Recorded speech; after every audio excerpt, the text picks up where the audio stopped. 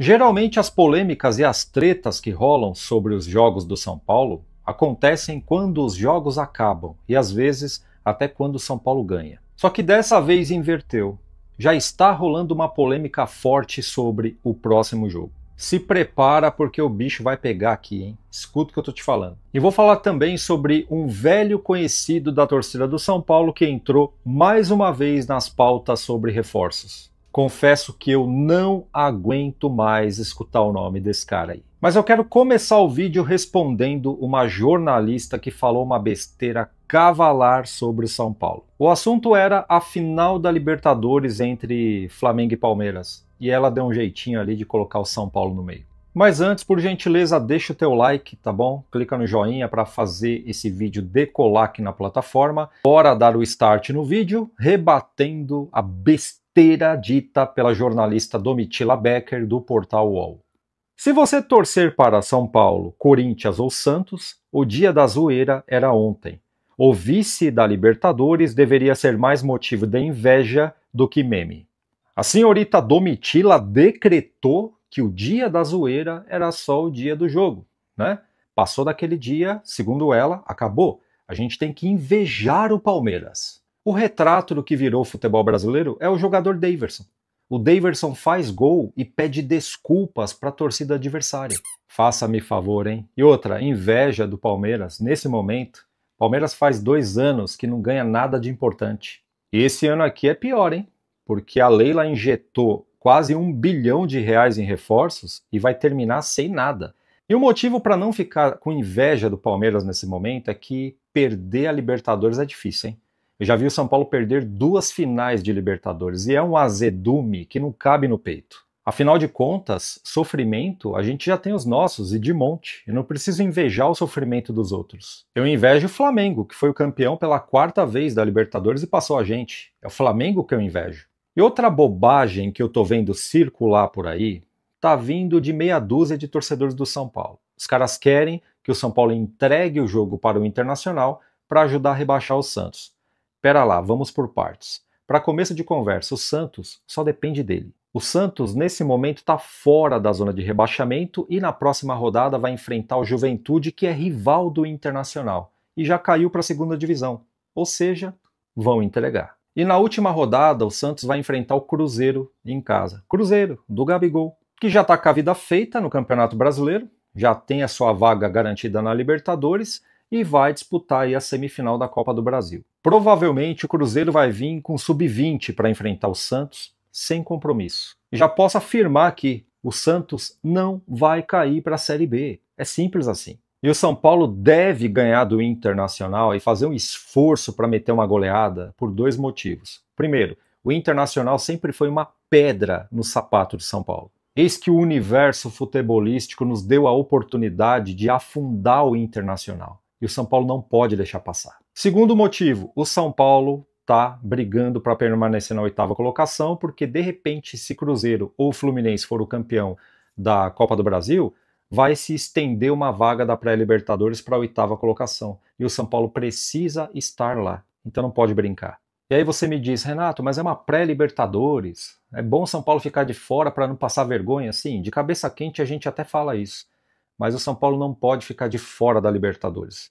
Tem que entrar nem que seja via pré-Libertadores. Para querer ver o São Paulo jogado na lama e afundando a cada ano que passa, já basta essa diretoria aí. Eu não vou participar disso. Eu quero ver o São Paulo cada vez melhor, cada vez participando de mais campeonatos importantes. É simples assim. Aquilo que o Muricy Ramalho falou assustou muitos torcedores. Que o ano que vem o São Paulo vai estar pior do que esse ano aqui. O Muricy só aparece para falar bosta, você já percebeu? Pois bem, se essa diretoria colocar a cabeça no lugar e fizer um planejamento decente, o ano que vem vai ser bem melhor do que esse ano aqui. O que tem que fazer para isso acontecer? Cortar os gastos e tentar fazer uma contratação decente, que você não vai pagar um salário alto por cidadão, pesquisar melhor o mercado, tem vários jogadores bons por aí. Eis aí o Mirassol. Os caras montaram o plantel ali com 5 milhões de reais, menos que isso. Se o Mirassol conseguiu, por que o São Paulo não vai conseguir, rapaz? É só entrar num acordo com o Oscar e com o Lucas Moura, com o Endel, falar, gente, vocês estão entendendo como o São Paulo tá. Vocês amam o São Paulo. Então assina a rescisão amigavelmente, provem que vocês amam. Só nessa brincadeira você se livra de uns 6 milhões de reais. E nós, como torcedores, temos que parar de instigar essa diretoria populista a fazer grandes contratações. Porque eles não aprenderam com Rames Rodrigues, com Oscar, Lucas Moura. De repente, se a gente começa a pedir esses nomes das especulações aí, eles vão contratar. Eles vão tirar dinheiro de onde não tem para trazer esse cara. Vai gastar zero, mas o cara vai custar o quê por mês? 2 milhões, 2 milhões e meio. Gente, chega disso. Então, meu amigo de fé, meu irmão camarada, que torce por São Paulo, eu vou lhe fazer um alerta. Sempre nas janelas de contratações, quando o mercado da bola está pegando fogo, vem aí alguns nomes nas especulações. Geralmente, Cavani, Benedetto, Soteldo, esses caras sempre estão. O São Paulo não tem dinheiro para contratar esses caras. Eles vão chegar a custo zero, só que o São Paulo não tem grana para pagar o salário deles. E tem um outro nome que sempre está nas pautas das especulações. É o tal de Pity Martinez. Seja sincero comigo, você já viu esse cara jogar? Desde 2019, abriu a janela, Pity Martinez. São Paulo quer o Pity Martinez. E aí a conversa é sempre a mesma. Eu fui lá conversar com o pessoal lá de dentro e eles disseram que o nome do Pity Martinez não foi cogitado. É sempre assim, cara. E dessa vez não foi diferente. Veio o nome, consultei a fonte lá dentro do São Paulo e disseram que nem tocaram no nome do Pity Martinez. E você sabe quem é o jornalista, né? Não vou nem citar o nome, não quero polemizar. Eu só quero te alertar que esses caras não vêm para o São Paulo. O São Paulo tem e deve continuar explorando as oportunidades de mercado, só que tem um detalhe. Pity Martinez, Soteldo, Benedetto, Cavani, esses caras não são oportunidades. Você vai trazer um cara desse a custo zero, só que o cara vai custar muito por mês. Isso não é oportunidade. São Paulo tentou contratar o Pedro Rocha, o atacante do Remo, e não tinha 2 milhões de reais para trazer. Agora o cara vai ficar disponível no mercado? Quem sabe uma nova tentativa. E para ser sincero contigo, tá, de todo coração aqui, eu trocaria o Wendel e o Patrick pelo Caio Paulista. Renato, vai falar do Caio Paulista de novo? Bom, foram avisados, está na capa, né, o Caio Paulista está no título, e o Atlético Mineiro está devolvendo o Caio Paulista para o Palmeiras. E o Palmeiras, meu amigo, vai fazer o que com o Caio Paulista? Não vai colocar para jogar. Eu tenho certeza que vai ter uma reformulação, várias cabeças serão lançadas para o mercado, e vai ficar aí para quem quiser pegar. Caio Paulista só jogou bem no São Paulo. Só. O ano passado, o São Paulo viveu um inferno na lateral esquerda. É ou não é? Tinha o Wellington, que nem era mais nosso, e o Patrick. Os dois que não valia um. E esse ano aqui não é diferente. Continua com o Patrick, que, meu irmão, esse cara não deu certo. Tem o Wendel, que vive no departamento médico, e o Enzo Dias, que quando não está no departamento médico, está em campo fazendo pênalti. Você pode até não gostar do Caio Paulista depois de tudo que rolou, você deve estar chamando ele de Judas agora, você deve estar com raiva dele, eu também fiquei, também chamei ele de Judas, torci muito contra ele profissionalmente falando quando ele foi pro Palmeiras. O Atlético Mineiro tanto faz como tanto fez, mas ele deu azar pros caras lá também. Não deu certo depois que saiu de São Paulo, né? Ele já está arrependido, provavelmente. No São Paulo ele era querido pela torcida, jogava bem, e do nada a carreira dele meio que acabou. Ele vai voltar para o Palmeiras e vai parar onde? Um time do interior, time de Série B, Série C. O Caio Paulista pagou pela traição, futebolisticamente falando. Mas você há de concordar comigo que o Caio Paulista sozinho jogou melhor que Patrick, Wellington, Wendel e Enzo Dias. É ou não é? Tá, tudo bem, eu te entendo. Eu estou lendo o seu pensamento, mas esquece a raiva, esquece. Ele não foi o melhor lateral esquerdo que passou pelo São Paulo por pelo menos nos últimos 10 anos? Foi ou não foi? Então se esse cara estiver disponível, eu sou mais ele do que um Wendel ou do que outro medalhão aí que São Paulo possa trazer. E toparia voltar para o São Paulo, viu? Toparia. Então desabafo feito aí, gostaria muito que você deixasse seu comentário aqui embaixo. Não esqueça o like, se inscreva no canal e no comentário fixado... Olha só, falamos da vergonha do jogo contra o Fluminense, né? Aquela podridão toda. A goleada, o 6-0, levou o São Paulo à pior marca defensiva no Campeonato Brasileiro desde 2017. Em 2017, o São Paulo tem mais 2 jogos. Naquela época, o São Paulo lutou para não cair, levou 49 gols em 38 rodadas. Desde 2006, quando o Brasileirão passou a ser de pontos corridos, né? Na verdade passou a ter 20 times e 38 rodadas, o São Paulo só foi pior em 2010, quando sofreu 54 gols, gente. E o melhor foi em 2007, né, no bicampeonato brasileiro, que sofreu só 19 gols. Olha a diferença, gente. 2010 o São Paulo levou 54 gols. Que time podre, velho. Que time podre. E esse também. E esse também é podre demais. Meu Deus do céu. 46 gols sofridos no ano. Que vergonha, velho. Que vergonha. E aí, falando em goleada, o nosso adversário tem um novo treinador, né? O Abel Braga chegou lá, deu uma entrevista falando... Ai, meu Deus do céu, falou lá do camisa rosa, esses tiozão não tem noção, né? E só que é o seguinte, a última vez que o São Paulo enfrentou o Abel Braga, você lembra como foi? Falando em goleada, foi aquele 5-1 naquele time do Diniz lá, que é herói pra muita gente. A maior goleada que o São Paulo sofreu em campeonatos brasileiros dentro de casa foi contra o Internacional do Abel Braga e do Fernando Diniz, que tanta gente chora ainda de saudade. Foi em 2021, 5-1 pro Internacional.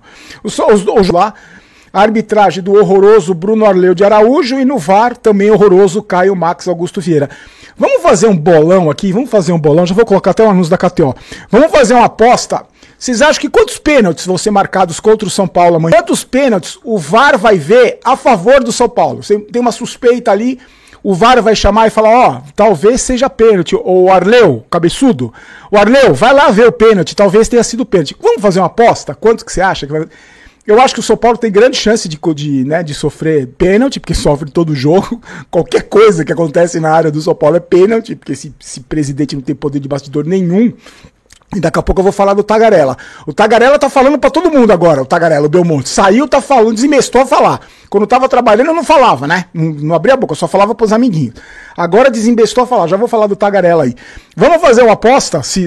Eu acho que vai ter um pênalti contra o São Paulo e vai ter pelo menos um que a gente gostaria que o VAR fosse chamado, mas o tal do Caio Max Augusto vai ignorar. Se você quiser fazer sua fezinha, tá no primeiro comentário fixado.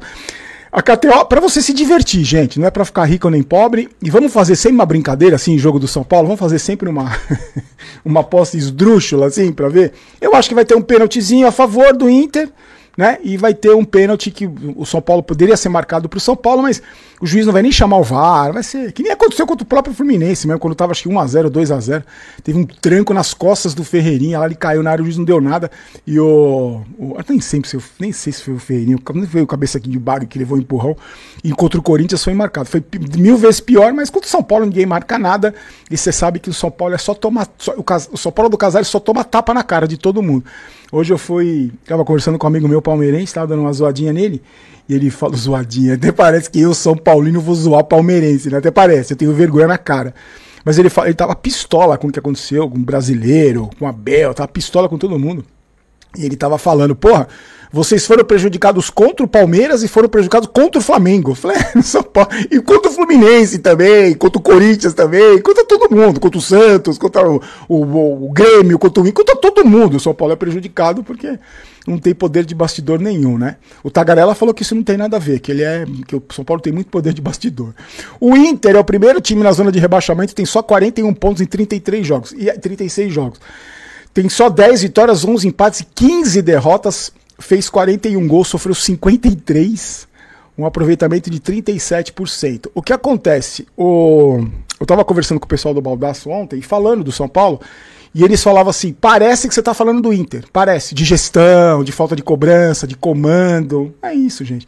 Os caras estão afundando os clubes que a gente ama, os caras estão fazendo isso com os clubes que a gente ama. Eles estão destruindo os clubes que a gente ama. Os clubes potências, né, do futebol brasileiro estão sendo destruídos por incompetência.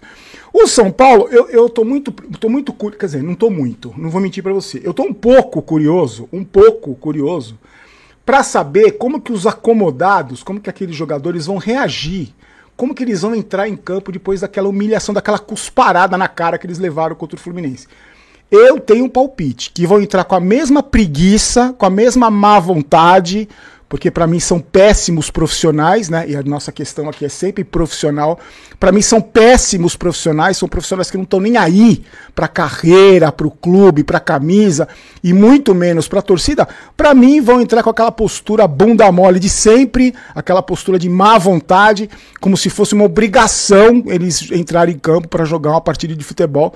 Ainda mais agora que estão nesse limbo aí desse 8º lugar, rezando para os outros ajudarem e sem chance de nada, mais um ano fracassado desse grupo perdedor que o São Paulo tem hoje. E eu só tô curioso quem que vai jogar, porque a gente falou ontem, né? Os caras que estão se recuperando para entrar de férias, não é para jogar. Então tô tudo em transição. Agora saiu do departamento, estamos em transição para viajar no final do ano. É isso que eles estão preocupados. E eu não quero nem saber também o time que vai entrar em campo, não tô preocupado. Para mim é um bando de bunda mole igual. Para mim nenhum deles vai fazer diferença, nem se trouxer, nem se recuperar algum jogador, para mim não vai fazer diferença nenhuma, porque para mim, eu vou repetir o que eu falei para vocês sempre aqui. Todo esse elenco do São Paulo é isso aí. Todo esse elenco do São Paulo, pra mim, são péssimos profissionais. Todo. Tira a exceção, vai o Luca, algum moleque da base aí que tem alguma vontade. O resto, esses medalhões aí, esses acomodados aí, lesionado ou não, pra mim é tudo medíocre, é tudo mesmo nível.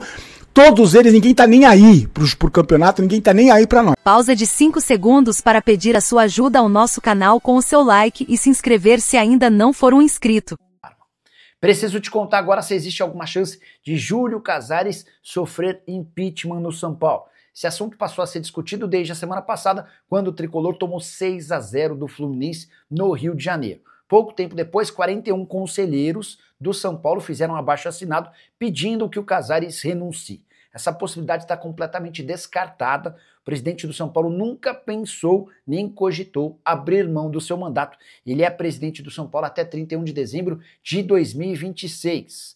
Queria contar ainda que o Casares está animado com as notícias que virão daqui para frente. O São Paulo deve fechar a temporada com redução da sua dívida total, que nesse momento é de 55 milhões de reais, além de registrar superávit pela primeira vez em bastante tempo.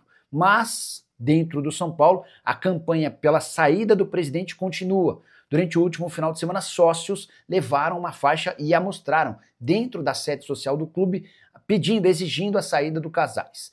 Para que o Casares sofra o impeachment, há necessidade de uma votação no Conselho Deliberativo com a aprovação de pelo menos 75% dos membros do CD. Algo completamente fora da realidade. Embora tenha perdido apoio político recentemente, o Júlio ainda tem maioria. Dentro do Conselho Deliberativo não há nenhuma chance, no momento, de 75% dos conselheiros votarem a favor da saída. Na verdade, assim, acho que o único ponto que a gente entende, e que aí eu acho que dá pra gente fazer uma linha do tempo, não sei se vocês já tinham claro isso, foi que ele falou que ele tomou a decisão, mas não comunicou. Ele tomou a decisão de não fazer mais parte do futebol, segundo ele, no jogo contra o Mirassol, após a derrota para o Mirassol. E vocês lembram, eu estava lá em Mirassol, teve uma demora enorme na entrevista do Crespo, foi ali quando o Crespo subiu o tom, né, enfim, fez uma postura, né, de meio que cobrar também o elenco, né, de que as coisas teriam que mudar, etc e tal. Então, realmente chamou atenção. Mas ele disse que não tinha falado para ninguém, só tinha comentado com o Nelsinho, que, né, não sei, que era a pessoa mais próxima dele, que não sei se vazou para alguém, se vazou, mas não vazou para ninguém porque a gente não sabia disso, né, não tinha essa informação até agora. E que a decisão de sair de forma, na verdade, a decisão de antecipar a saída teria sido tomada quando chegou o Carlomagno, porque aí ele entregou, digamos, o cargo pro Júlio, né? Quando ele chegou lá, falou, não vou mais ficar, mas isso seria feito no final do ano, né? Na virada do ano. E aí, segundo ele, né, na entrevista que ele deu para a TNT, ele tomou a decisão de criar esse fato novo, palavras dele, para justamente tirar o foco dos jogadores após a goleada para o Fluminense. Tem uma... Oi, Eli. Não, e isso, eu acho que isso talvez seja a coisa mais palpável, porque o resto depois são uma série de chavões e frases feitas que a gente pode ir destrinchando aqui. O Belmonte, ele revela agora, tem revelado uma lealdade, porque foi o Casares que o chamou para ser o diretor de futebol e o manteve por todo esse tempo, né? Todo esse período aí. Então ele procura manter essa gratidão. Ele não queria sair agora, ele queria sair só ao final do Campeonato Brasileiro. Mas, pelos motivos que ele explica aí, ele decidiu antecipar essa saída. Em relação a discordâncias, né?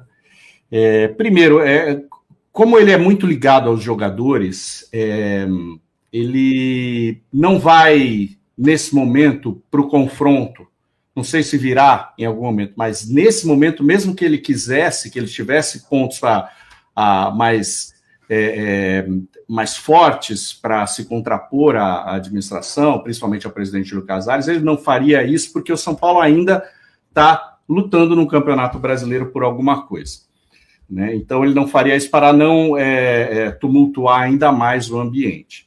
Então essa é a minha leitura nesse momento. Essas entrevistas ele não irá para o confronto. Talvez isso mude quando acabar a temporada e quando se iniciar o ano que vem, que é o ano eleitoral. Em relação a discordâncias, basicamente, ele revela realmente que ficou muito incomodado com a questão do Carlo Magno lá no CT, e o presidente também no CT. Ele percebeu, sentiu como um desprestígio, né? E com razão. Com razão. Nós falamos isso no Tricolaço, eu falei, olha, se tem um amor próprio aí, ele pede o boné na hora. Não pediu porque tem um pouco o Belmonte esse pensamento da proximidade com o elenco.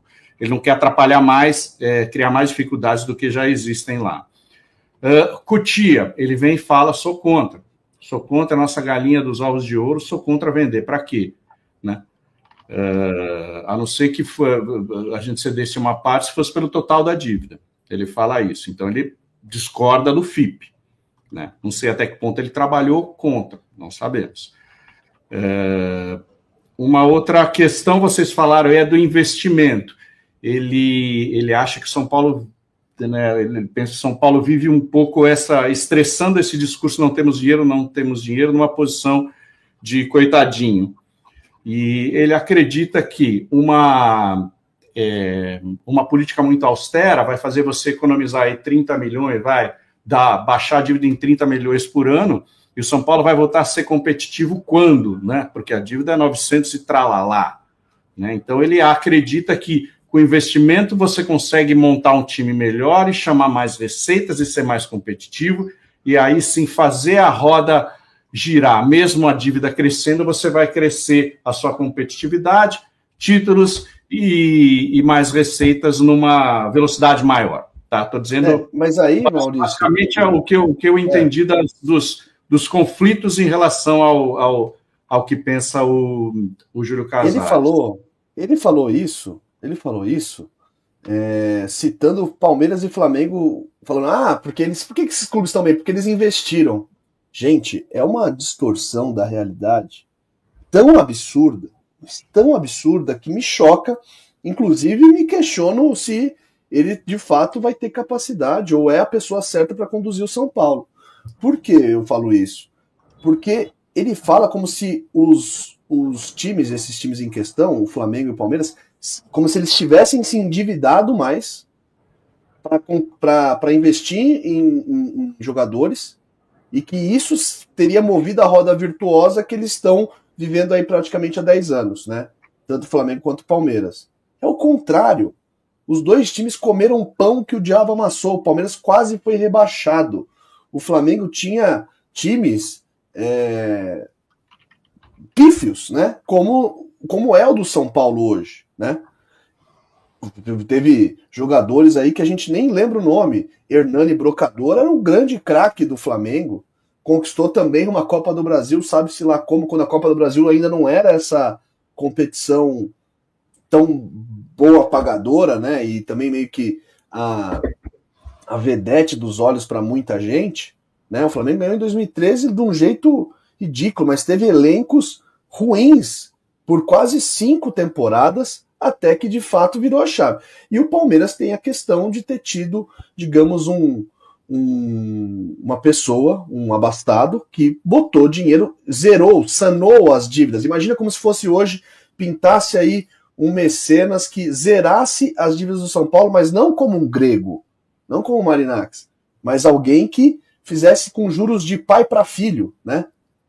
emprestou dinheiro do próprio bolso para o clube. Mas que fez um negócio também que foi talvez até mais importante que o dinheiro, ou tão importante quanto o dinheiro, que foi profissionalizar o clube.